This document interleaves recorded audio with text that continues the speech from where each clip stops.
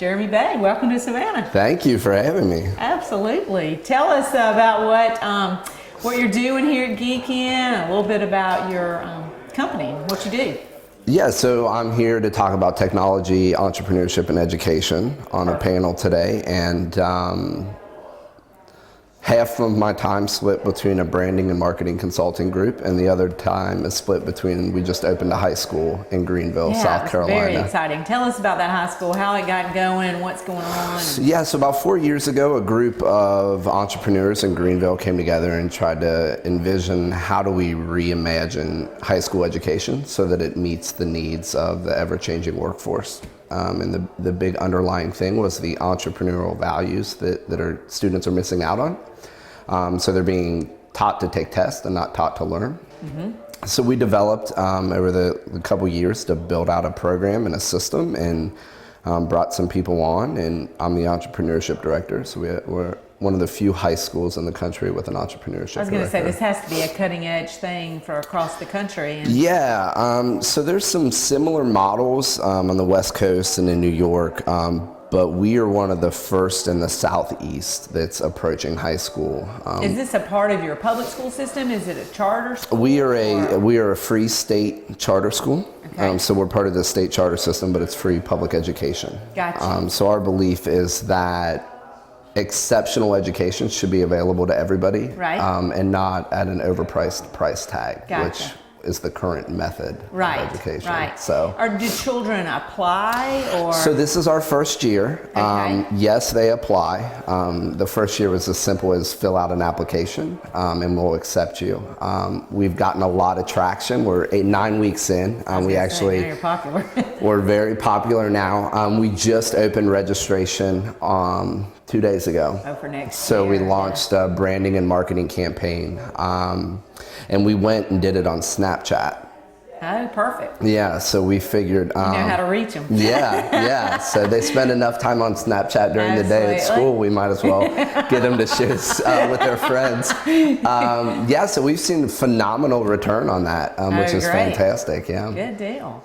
Well, a certain skill set, are you getting kids who are strong in a certain area, or are they just all over the place? I think it's totally across the spectrum. We see a lot of boys and girls? Yeah, we're doing a heavy push for more female students. Oh, you are? This year. But we have a great blend right now, and they're pioneers. They're 14 and 15-year-old students who are developing an education model that we hope becomes the normal instead of, hey, next high school is just there. Do you, it was interesting, we were doing an interview earlier, and the speaker said that, kids definitely need to learn younger. So, I mean, this is a high school situation, and obviously it's beginning to work for you. What's your feeling on that? Do you feel like even middle school could do this similar kind of track? I really think so. We looked at project-based learning, and in true entrepreneurship fashion, we just weren't impressed with all of it. So we created impact-based learning. So our goal was to get students to realize what their passions are, and through that lens, make an impact in the world. I have a 5-year-old daughter.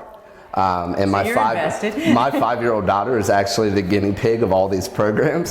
So if she enjoys it, then I know that it can go forward. But middle school, I think, will be the next step. My wife keeps me out of the meet the teacher nights, because if it was up to me at preschool, you would be doing things like this these days. So. Right. Well, it's interesting. How do you alluded to the fact that people teach to the test, and so how do you measure their success in this type situation? Yeah, well, we have a hybrid model, so they're still getting their 4 core education, so their science and math, they still get that every day.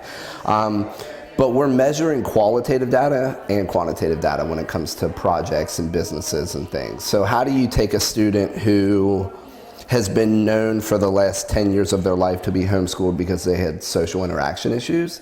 Within the first 5 weeks of being at next high school, they're now communicating and talking and leading projects.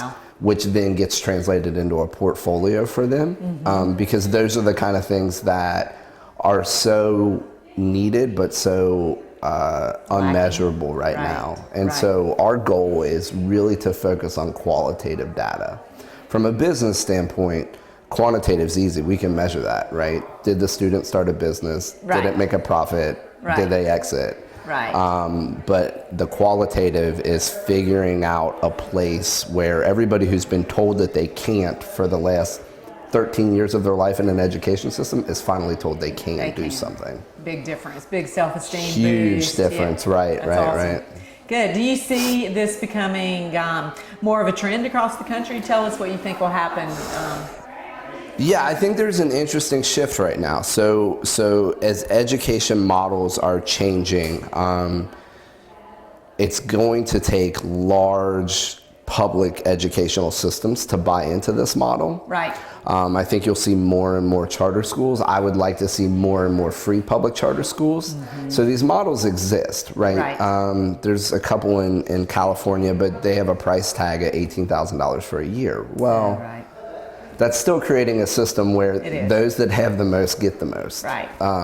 So I would hope that we can kind of be a beacon and a test pool to say this can work at this level. Good. Good. It's very exciting. Yeah.